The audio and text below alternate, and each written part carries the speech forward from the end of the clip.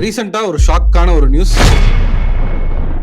திருப்பூர்ல வீட்லயே ஹஸ்பண்டும் மாமியாரும் சேர்ந்து டெலிவரி கண்டக்ட் பண்ணிருக்காங்க. ஒய்ஃப்க்கு எக்ஸஸ் பிளட் லாஸ் ஆகி ஒரு தனியார் ஹாஸ்பிட்டல் கூட்டிட்டு போய் கூட மல்டிபிள் பிளட் இன்ஃபியூஷன்ஸ் நடந்துமே அவங்களை காப்பாற்ற முடியல, இறந்துட்டாங்க. இந்த ரிஸ்க் தேவையா? ஆமாங்க, உண்மைதான். இதுக்கு முன்னாடி நம்மளோட முன்னோர்கள் காலத்துல எத்தனையோ டெலிவரியை வீட்லயே பண்ணாங்க.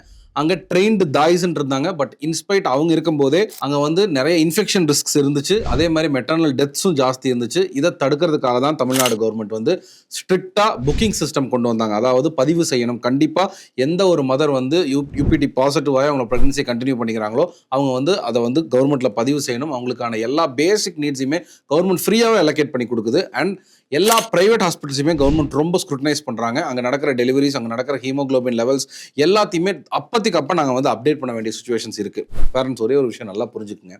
உங்கள் டெலிவரி உங்கள் ரைட் தான். அதை நீங்கள் கையில் எடுத்துக்கலான்னு யூடியூப் வீடியோவையும் வேறு ஏதாவது ஒரு சின்ன சின்ன கோர்சஸை படிச்சுட்டும் நீங்கள் ஹேண்டில் பண்ண ஆரம்பிச்சிங்க அப்படின்னா ஒரு அடுத்த தலைமுறையவே நீங்கள் வந்து டோட்டலாக டிஷார்ட் பண்ணுறீங்கன்னு அர்த்தம். அங்கே அந்த அம்மாவுக்கு நடந்த ஒரு விஷயம் வந்து யதார்த்தமோ இல்லை தவறோ கிடையாது. அது கொலை, தெரிஞ்சு நடந்த கொலை.